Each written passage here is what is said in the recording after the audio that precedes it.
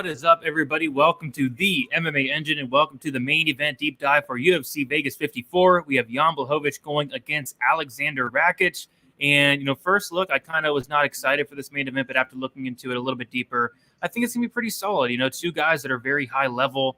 Should be a good one, should be a good card overall. Weezy, how are you doing and how are you looking forward to this card? I'm looking forward to the card quite a bit, actually. There are some spots that are starting to stick out just a little bit here. I don't know how much action I'm going to have, but, there are some really interesting fights on this card. Span Kutalaba, very interesting. Smoka Grant, very interesting. Chukagian Hibas. Virna Jandiroba. I'm a huge Virna Jandiroba fan, and she's fighting Angela Hill and, the debut of Jake Hadley. There's some really good fights, but like you said, man, I kind of saw Blachowicz Rakic, and I was like, all right, But looking into this fight in detail today, like you said, it's high level. Both of these guys are very dangerous, and Rakic is a great minute winner. I can't wait to break down this event with you guys because it's a really good one. We got to enjoy it, Weezy, because next week, guess what main event we have? I think I woke up screaming when I remembered it, and then I've actually put it to the back of my mind again. You're going to have to remind me, dude. I'm going to remind you. We have Ketlen Vieira going against Holly Holm. Oh, man, and Holly hasn't shown up for a minute either, so that one might not even happen. And then we got the female version of Lorenzo Lamas from the television show Renegade in Ketlen Vieira. So, it'll be good to see Holly Holm come back if she's healthy. To see the old Holly Holm, I think would be really cool. Let's hope that she's healthy, ready to go, ready to give us a good main event next week because that's the week before the week off, I believe. So we're gonna want to have a good event next week that leaves a good taste in our mouth. But maybe we can set it up by having a good event this week, my friend, and finding a way to cash some tickets on this main event. Oh, yeah, that is always the goal. And gladly, we have the main event props out. Shout out to FanDuel getting their job done. They got them out, I think, earlier today or last night. So shout out to FanDuel. The people asked for it, and they listened. They have the props out. So before we get started, guys, if you guys can please leave a like, subscribe here to the MMA Engine. We are getting really close to 1,000 subs. I think we're less than 250 away. You guys have been killing it in terms of supporting, and we do appreciate that a ton. We're going to keep growing the channel, keep bringing new content, and we're going to be releasing our website in the very near future. So lots of great things to look forward to. Let us shout out the chat real quick. We got Lou Betcha in the chat saying Rakic's ears are very offensive. There, I said it. There you go. We got Grateful Dude saying let's go. We got Adam in the chat saying the goats. What is up, Adam? Thank you for hanging out. And then Adam also saying, ouch, that main event hurts. And absolutely it does. But this main event should be much better. We'll start with the tail of the tape. As always, we'll go through the experience, the finish stats, striking stats, the grappling stats, strength of schedule. We'll cover it all. We'll talk about the bets, see how we can make money on this main event. So tail of the tape, we have Jan Blachowicz is 39 years old, 6'2", with a 78-inch reach. Rakic, he is 30 years old, 6'4", 78-inch reach. So what sticks out like a sore thumb is going to be Rakic is 9 years younger. I think that's very important. Blachowicz up 39 years old, turning 40 in February there. And then on top of that, Rakic is going to have a 2-inch height advantage. Blachowicz is 4-1 in his last 5 fights. Had that split decision win against Jacare Souza that went 5 rounds. Knocked out Corey Anderson. He knocked out Dominic Reyes. He won a decision against Israel Adesanya. Very impressive performance there. And then he just lost, as of recent, against Glover Teixeira by a submission in that second round. Aleksander Rakic, he is 4-1 in his last 5 fights. Knockout win against Devin Clark. A knockout win against Jimmy Manuwa. A decision loss against Volkan Oezdemir, which arguably I thought he won that fight personally. And then Anthony Smith decision win, and then Thiago Santos decision win as well. So yeah, both guys have been looking very good as of late. Up until that last performance for Blachowicz, like this guy was unstoppable. I mean, going out there and not only beating Israel Adesanya, but winning a lot of the striking exchanges as well. Really impressed me. He was able to take him down in the later rounds and win a decision as a pretty big dog. Prior to that, knocking out Dominic Reyes as a pretty big dog. I had a bet on Reyes, and Blachowicz maybe looked like an idiot. So he looked really good in that fight, knocked him out. And then he knocked out Corey Anderson, I believe, as a dog as well. So Blachowicz has been looking really good up until that last performance against Glover Teixeira. And then Rakic arguably won that fight against Oezdemir. You could say, he pretty much could be 5-0 in his last 5 fights there, but close fight, went the other way. And then we were talking about it earlier, Weezy, that knockout against Jimmy Manuwa was absolutely disgusting. I thought we witnessed the first death in the UFC octagon. It was terrible there, and then knocked out Devin Clark. So yeah, both guys looking pretty good. Both guys in pretty good form. Should be a good one, Weezy. Anything sticking out to you in the pro experience? Yeah, I mean, well, obviously with Blachowicz being so much older, you would expect that he would have a good experience advantage here. And when we look at it, that's absolutely the case here. So that's good to know, that he does have that experience advantage of 21 fights, 250 more minutes in the pro cage, and about almost 5 more years as a pro. And then we've got 10 more UFC level fights. We got about 130 more minutes in the UFC cage. But not nearly as impressive of a record. But what is very impressive is the fact that this guy's had gold around his waist, and it was recently. So even though he's 39 years old, we do know that this guy is capable of beating the very best in the division. And not a great performance against Teixeira. I don't think he won any minutes of that fight. But, Aleksander Rakic is going to be a different challenge here. So, yeah, I mean, this is going to be something where we're going to have that veteran advantage here out of Jan Blachowicz, but I don't know how much it means, because you see that Rakic, even pre-UFC and then even from the very first fight in the UFC, that this guy's always been fighting like a veteran. He doesn't make big mistakes, and you got to love that. Yeah, for sure, for sure. In terms of the finish stats, what's interesting, and we'll talk about it. We talked about it a little bit last night. Looks like money's pouring in on the fight goes decision, which I thought the line was pretty interesting at first. Would be light heavyweight fight, and it's a 5-round fight. Do you know off the top of your head what the divisional finish rate is for light heavyweights?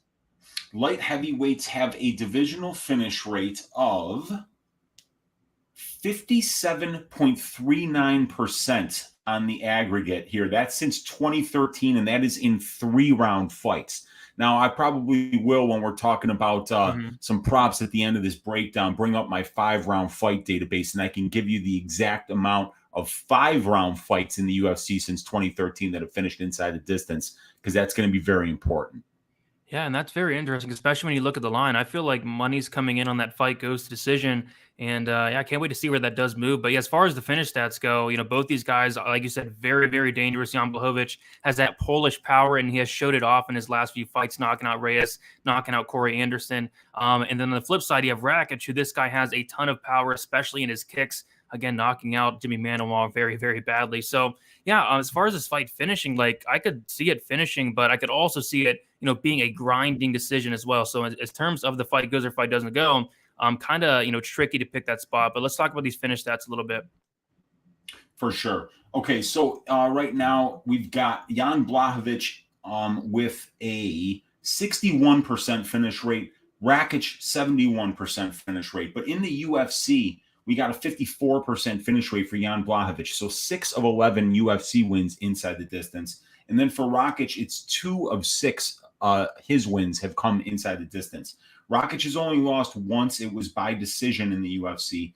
And Blachowicz loses 6 times in the UFC, once by submission, once by knockout, 4 times by decision. So in these guys' 7 combined UFC losses, only 2 of them have been inside the distance. So they're both very durable.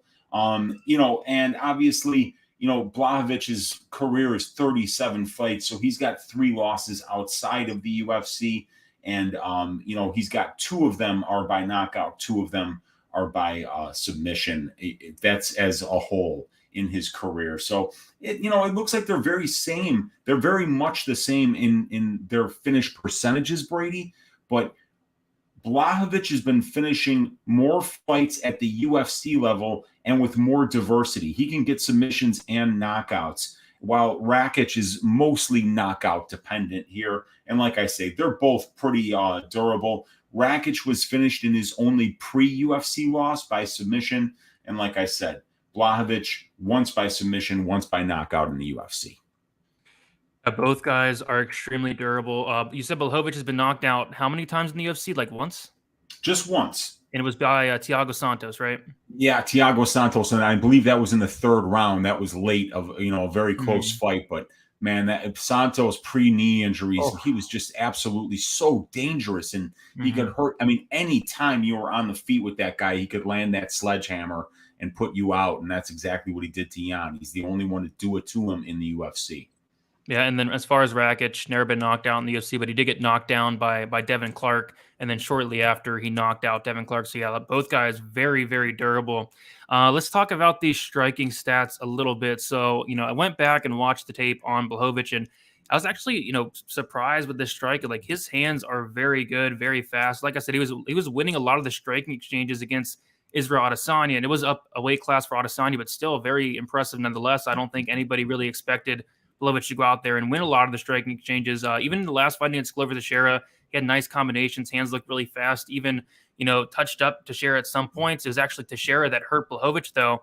And then as far as Rakic goes, this is a guy that controls the distance very well. Wants to stick on the outside, wants to kind of bring down the pace a little bit. And we'll talk about the numbers in that. But his kicks are very good. He's very kick heavy, and his kicks are very, very hard. What he did to Anthony Smith was crazy. Went out there, he landed like 6 leg kicks, and I think the sixth one, like fifth or sixth one, dropped Anthony Smith, and Smith was pretty much done for the rest of the fight. So his leg kicks are no joke. Obviously, his head kick is no joke. So you have Blachowicz with the hands and the power in his hands, and you have Rakic with those nasty kicks. So I think the striking is going to be very interesting here, Weezy. Yeah, it is. And you think of Blachowicz with the Polish power and the power in the hands and the guy with the fight-changing power, and then it's odd, because in 17 UFC fights, we see that he's got 6 knockdowns. He's landing a knockdown on about 0.8% of the significant strikes that he lands. And then we look at Rakic, and it's better than that. It's almost 1.2% of the strikes that Rakic is landing that are not resulting in a knockdown here. So even though the narrative is going to tell us, and even frankly, what we see on tape is going to tell us that Blachowicz is the one with the one punch power, we see that Rakic is getting people, knocked off their feet. And some of it does have to do with leg kicks as well. And Blachowicz throws them really well as well. So both of these guys have nice little striking ratios, but Blachowicz's is not quite as good as Rakic's. As we see, Blachowicz lands about 0.8 more significant strikes per minute than he absorbs. He throws about 1.18 more per minute than his opponents do. Really nice accuracy at 50%. Decent power here at 0.43 knockdowns per 15 minutes. And really good durability, as he's only been knocked down once in 17 UFC fights, only allowing 0.07 knockdowns per 15 minutes. But Rakic is landing 2 more significant strikes per minute than he absorbs. So his ability to outthrow his opponents and outland his opponents is very evident on the overall numbers. And this is over a 7-fight, 80-minute sample size in the UFC. Really nice power numbers. 53% striking accuracy. 53% striking defense is not good, but we see that Blachowicz is right there at 53.5%. So Rakic has been knocked down once in 7 fights, so he hasn't been quite as durable as Blachowicz has. But, I think that the fact that Rakic is longer and he uses his length really well is going to be difficult for Blachowicz to close the distance here. I mean, I know on paper they have the same reach, but when you watch them on tape, we see that Rakic does a very good job of maintaining distance. And he also does a pretty good job of pressuring his opponents and not being the one to walk backwards. So I think the striking is going to be really close here. I think Rakic does a fantastic job of winning minutes and will do a good job of maintaining distance. And frankly, because he's a little more technical in his striking, in my opinion, I think that his conditioning will hold up better over the long run when they are striking, because of the fact that he maintains distance so well and doesn't throw 100% power into every punch and kick. Yeah, I think conditioning is going to be pretty interesting because we've never seen Rakic go into the 4th and 5th round. We have seen Jan Blachowicz, but I kind of feel like it's going to be Rakic that's going to be the fresher fighter. We saw in the Blachowicz fight against Adesanya, he was looking, pretty tired, but he was still able to go out there and win those later rounds. It looked like he was like kind of slowing down that Teixeira fight, and that Teixeira fight was very weird. And that was at Fight Island as well, Weezy. So maybe something was going on there, Fight Island narrative there, but Yeah. he just looked off. Like this guy was untouchable. I mean, beating Adesanya, beating Reyes, Corey Anderson, and then goes to Fight Island and loses the 43-year-old Teixeira, who, don't get me wrong, is a beast, but just kind of looked really off in that performance. Usually Glover Teixeira goes out there, he gets rocked, he gets dropped a couple times, comes back and wins, but it was actually Teixeira from start to finish just having success, and I thought that was kind of odd. Teixeira dominated that fight. I mean, he got a takedown, I think 35 seconds into round 1, spent the entire round on top, landing ground and pound. And then in round 2, they were striking at distance for a good minute and a half. And then, Teixeira hit him hard, put him in trouble, got him down. And then, he got him down. He passed. Blachowicz turned belly down and looked like he gave up. It looked like he gave up. It was pretty crazy. But we've talked about that Fight Island narrative, and that some people, they just have their worst performances on Fight Island. And, we have to – I think it's a great point that you brought that up, because that was the last thing I saw, which is a bunch of sheiks in the audience. And I'm like, oh, shit, this was on Fight Island. Look, it makes a difference, man. When you're on Fight Island and you're the main event, I think you're fighting at like 4 a.m. United States time, right? And even if you're like Jan Blachowicz and you're from Poland, you're still fighting in the middle of the night, because they're changing the card and they're changing the time that they're fighting in the United Arab Emirates in order to fit a United States, schedule. So it's difficult for some people, and I think that might have made a difference. But still, there are some statistics that we're going to get into here when we get into the grappling that I think are very telling, and it fits into the narrative of what happened in that Glover Teixeira fight. Yeah, and the grappling stats can be very, very interesting here, because going into the Teixeira fight, I was on the Jan Blachowicz side. I believe he was a decent-sized favorite, but, Blachowicz showed very improved takedown defense throughout the last couple of years. He went out there, he stuffed a lot of I saw 5 takedowns against Jacare Souza. He stuffed a good amount of takedowns against Luke Rockhold as well. And then before that, got taken down by Krylov once. That was back in 2018. He got taken down by Cummings 3 times back in 2017, but it just looked like he improved that takedown defense. But like you said, Teixeira went out there, he got him down fairly easy, and once he did get him down, he just had nothing off his back. And we see that Rakic often, when he gets somebody down, you're not getting up, was able to get Anthony Smith down in rounds 1, 2, and 3, and Smith just had nothing. And Smith is, black belt in his own right. Just, Rakic was able to control him. So if Rakic is able to get Blachowicz down, there's a really, really good chance he's not getting up, because I did not like what I saw from Blachowicz off his back in that last fight. Yeah. So let's talk about these grappling stats and figure out which one of these guys has a better chance of getting the fight to the ground. I would say that both of these guys' commitment to the offensive wrestling is very similar. You got Blachowicz attempting just under 2 takedowns per fight, and you got Rakic attempting just over two takedown attempts per fight. So Rakic a little more active with his takedown attempts, but it's Blachowicz who's getting them at a much better rate. He's getting his takedowns at over 53%, 16 for 30, 1.14 takedowns per 15 minutes, but he's getting out-controlled. He gets 15% control time, but he's allowing about 27.5% control time. And that's concerning, because we see here that Blachowicz actually has 1 more takedown than his opponents do. So 16 takedowns for Blachowicz, 15 takedowns for Blachowicz's opponents, yet Blachowicz is getting out-controlled at almost a 2-to-1 ratio. So he's not very efficient on the ground. When he gets takedowns, he's not doing a whole lot with them. And when he's yielding takedowns, he's given up a whole lot of control time. So this is a problem, because if you look at the control time ratio of Aleksander Rakic, and there was an error on my spreadsheet, Brady. So when we were looking at this last night on Stat Diggers, the stats actually weren't accurate. I had, for the Anthony Smith fight, all the control time attributed to Anthony Smith and not Rakic. So here we are, 39% control time for Aleksander Rakic, and he's allowing less than 5%. So Aleksander Rakic is out-controlling his opponents at better than a 7-to-1 ratio. He's just getting under a takedown per 15 minutes, 0.75 takedowns per 15 minutes, and he's yielding 0.38. He hasn't been taken down in the UFC since the Francimar Barroso fight. So he's only been taken down twice in 7 fights, and he's showing 90% takedown defense and yielding less than 4 minutes of control time on 20 takedown attempts. So while Rakic is only getting his takedowns at a 25% rate, he is landing knockdowns, and he is getting the back standing sometimes as well and working to advantageous positions from there.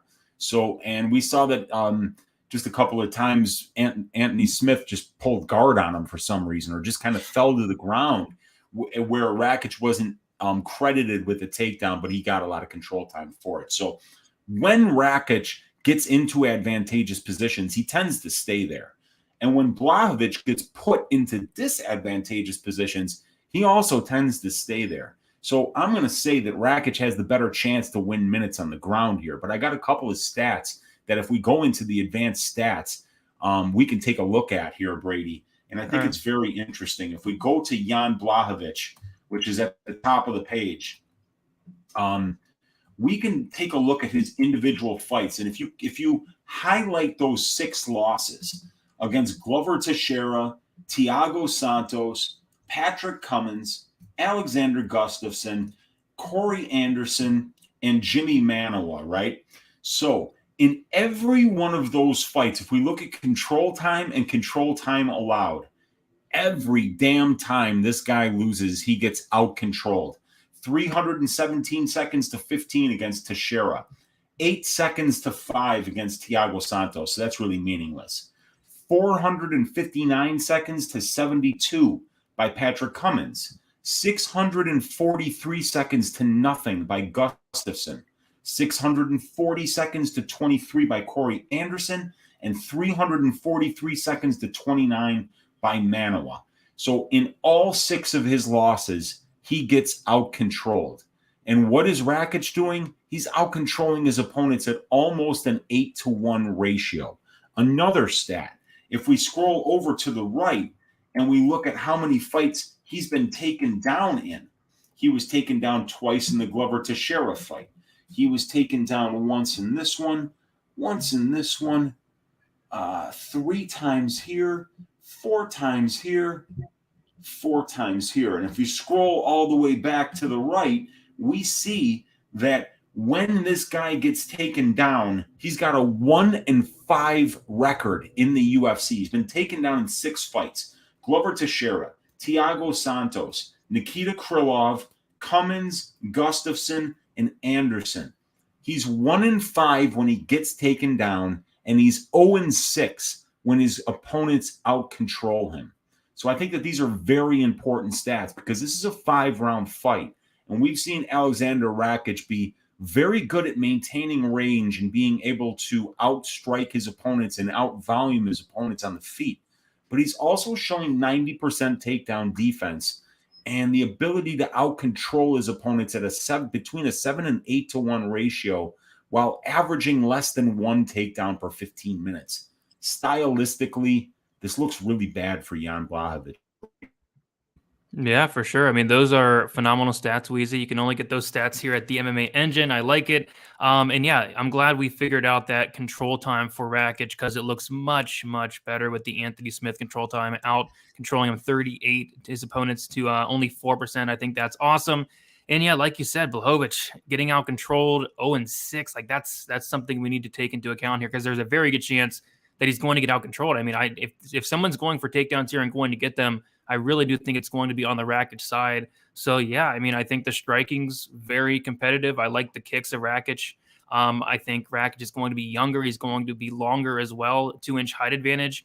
And then he's probably going to, control the fight, win control time positions.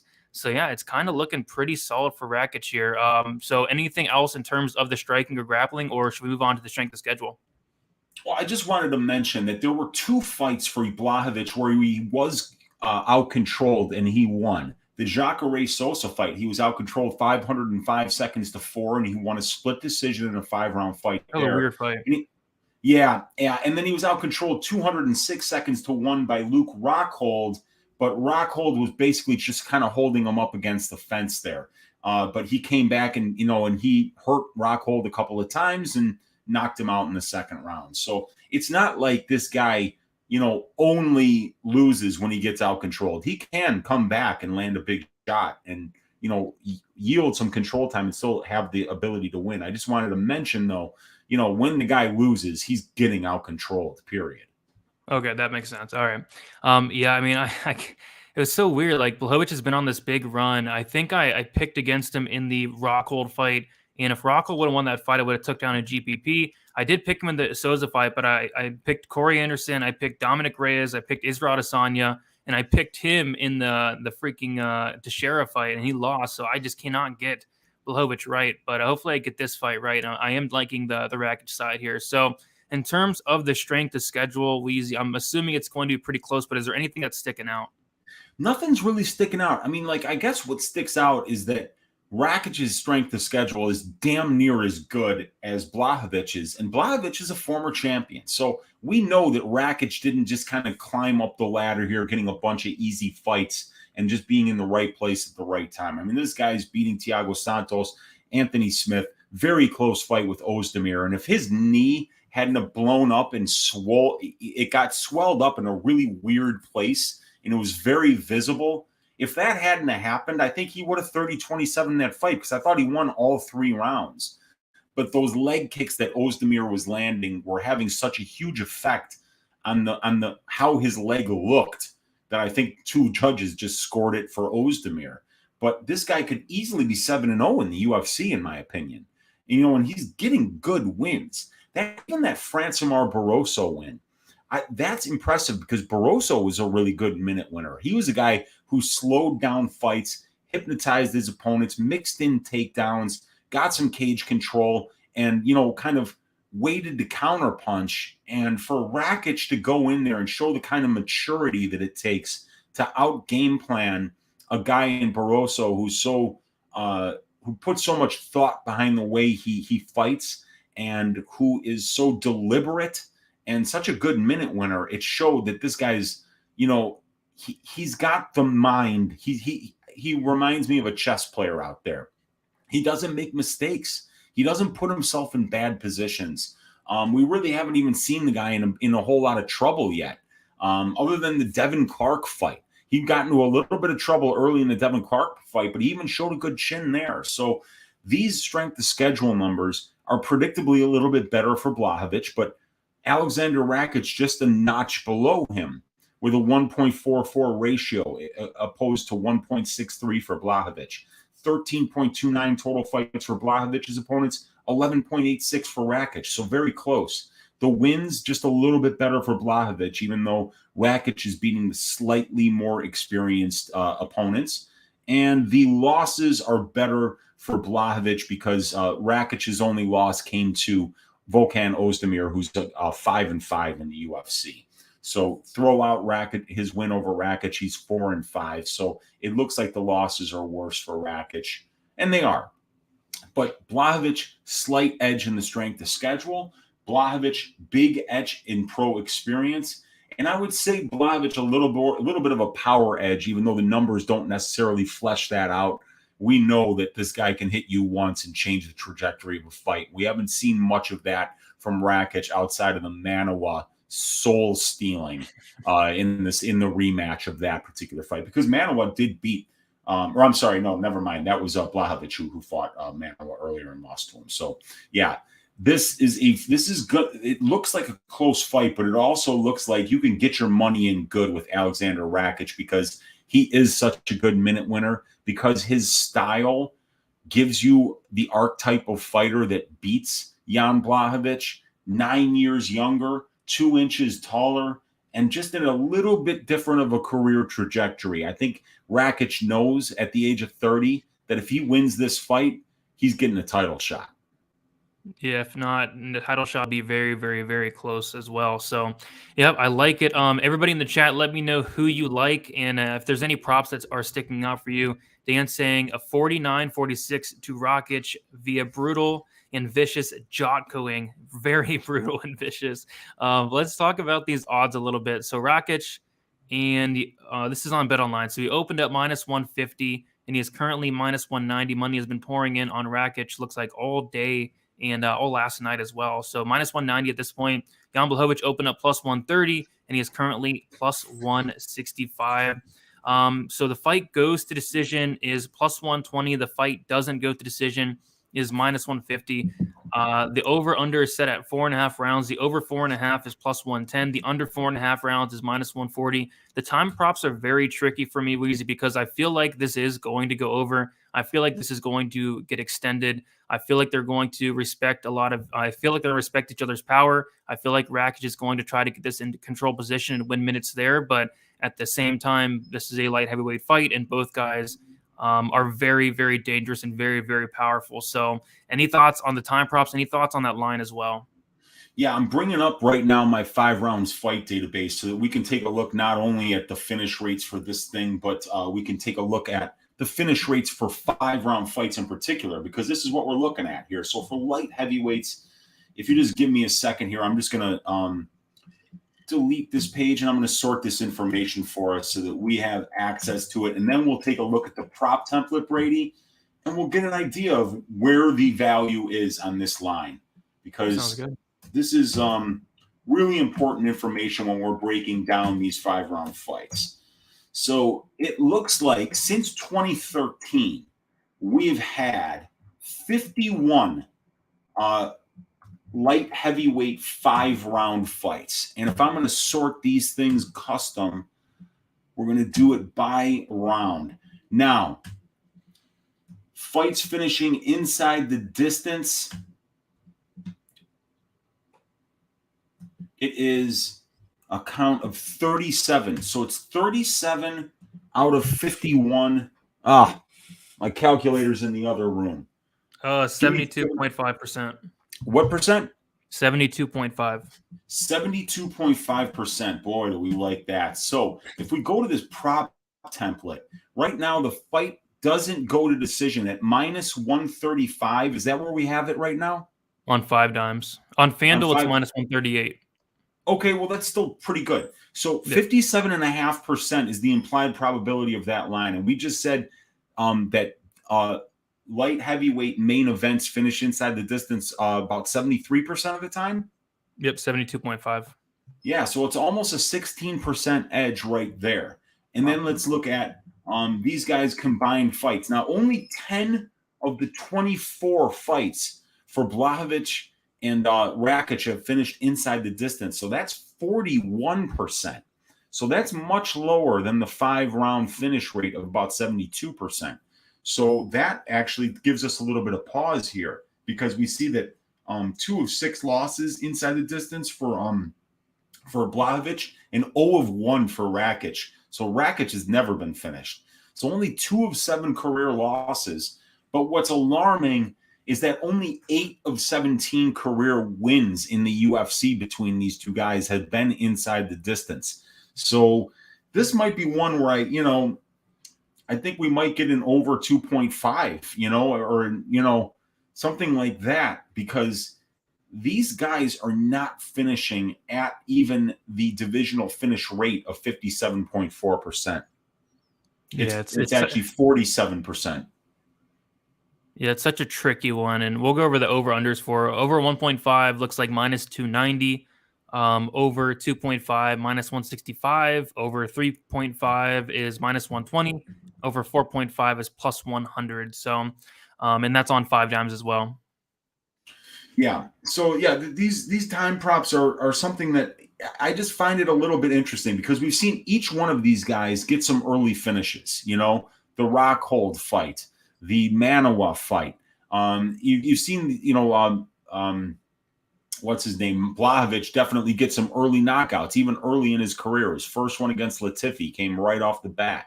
So each one of these guys have shown the ability to starch their opponents in round 1. But if they're not doing that, they're tending to go a lot further. We've seen Blachowicz get finished in the second and get a finish in the second.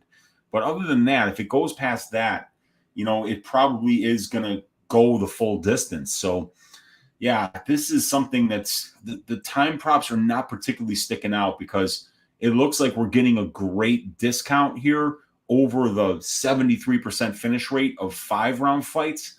But my God, these guys don't finish enough, and they're both pretty damn durable too. And we know that Rakic will take his foot off the gas and he's happy winning minutes. And we could see him do that. And we've seen Blachowicz accept bottom position, just kind of lock up his guard and try to keep his opponent from passing and say, this next round's going to start on the feet and I'll try to land a big shot. So the time props really aren't sticking out for me at this point. Absolutely. Probably want to stay away from this week. We'll see what you guys are saying in the chat here. Grateful Dude liking Rakic for the win. Joey liking a parlay of Rakic, Maximov, and Kudalaba. That's saying add Jake Hadley. Let's see what else we got in here. Jeremiah said, here. What's up, boys? What is up, Jeremiah? The Hulk mentioned excited for you. I think the co-main event's probably the best fight on the card. I cannot wait for that. But let's take a look at these other props, see if anything sticks out. So Rakic inside the distance, plus 175. Blachowicz inside the distance, plus 250. Rakic by decision, it's only plus 175. And then Blachowicz by decision is plus 450. I would like to look at Rakic by decision, but plus 175 is just not – it's not intriguing in a 5-round fight for me. Yeah, you know what? What would be interesting is maybe the Rakic 4-5 decision on FanDuel. That might be a good way to look at this one. But I mean, it's not like either one of these guys is above getting a finish in the first 3 rounds. They've both got power. And Blachowicz has got some pretty sweet submissions as well. And they both throw with bad intentions. These are big, strong men. It's really hard for me to get a feel on these props. I kind of feel like just because these guys, especially Rakic, is happy to win minutes and he's good at doing it, that this, the fight goes to decision. You're spitting in the face of that 73% finish rate in 5-round fights for a 205-pound division, but you're doing it with 2 guys that are finishing their fights at less than a 42% rate in the UFC in wins and losses combined. So it feels like at 51%, that line is closer to that 41% finish rate of the 2 fighters rather than the 73% finish rate of the division, if that makes any sense. It just feels like I would probably bet fight goes before I bet fight didn't go. Yeah, that makes sense. I'm probably not touching either of them, honestly, but the Rakic 4-5 decision is plus 145. That's not terrible.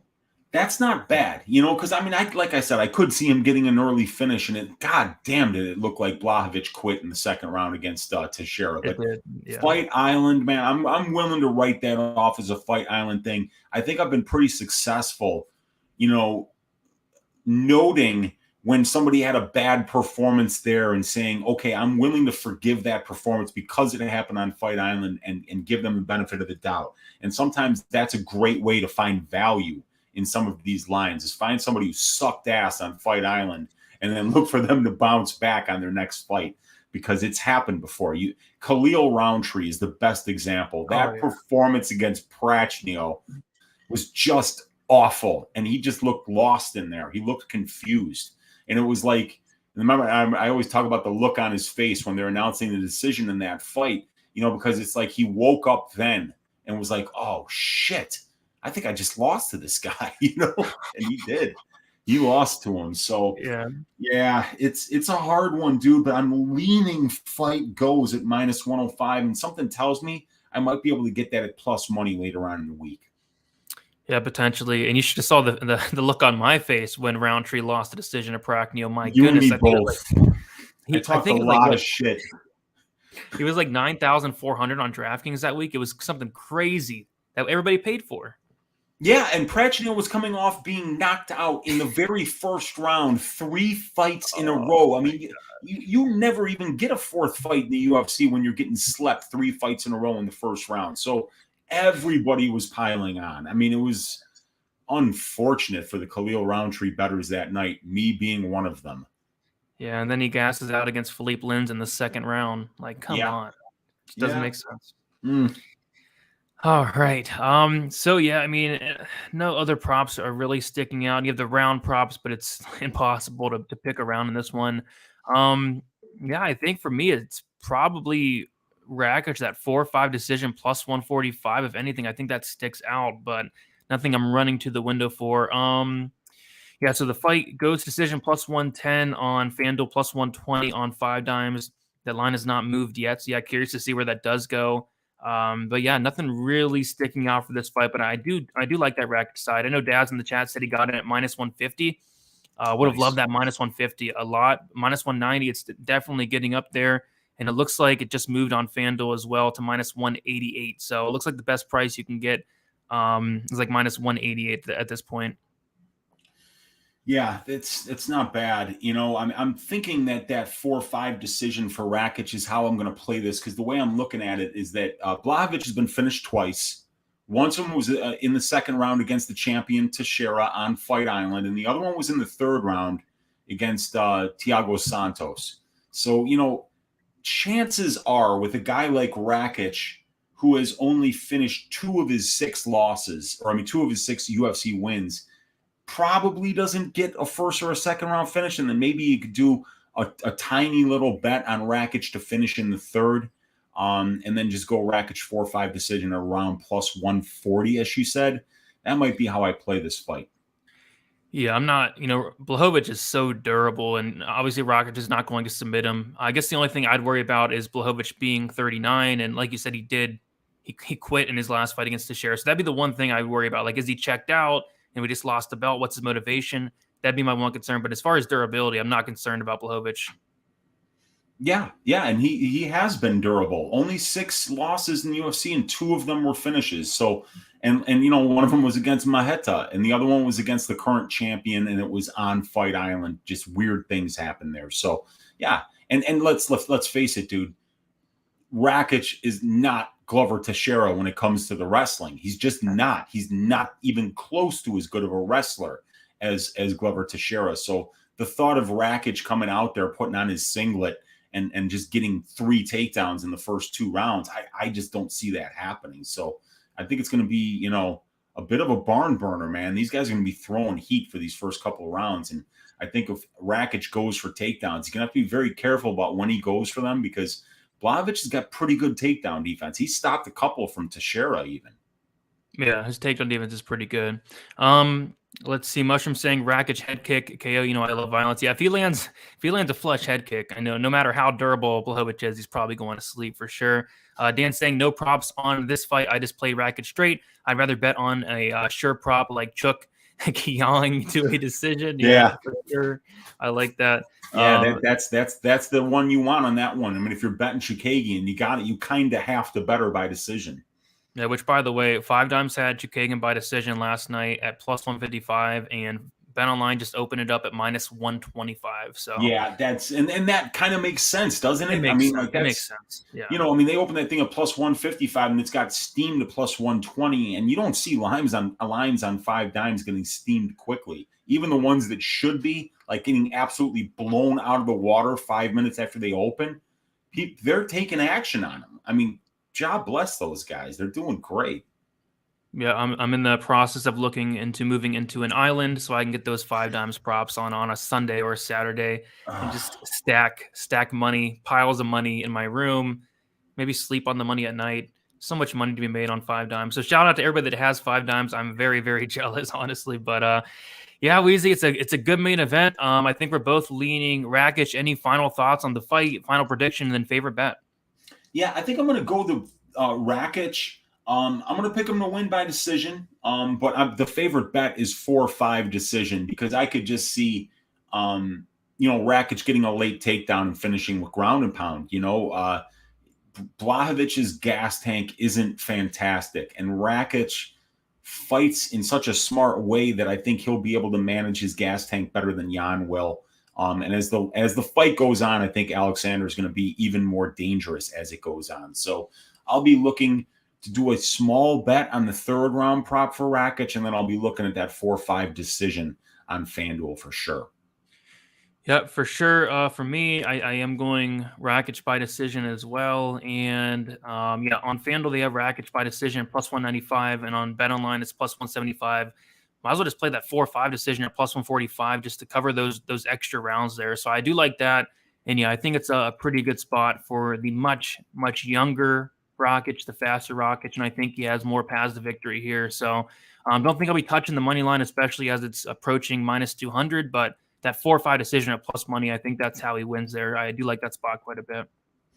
Absolutely, man. I feel the exact same way on this fight. Aleksander Rakic is a master of winning minutes, and Jan Blachowicz. Oh, and by the way, the one thing that I didn't mention, 0-6, right? So in all 6 losses for Jan Blachowicz in the UFC, check this shit out. All right. Control time for 3.05%. Control time against 51%. So in Jan Blachowicz's losses, he's getting out-controlled at, I believe, a 17-to-1 ratio. Wow.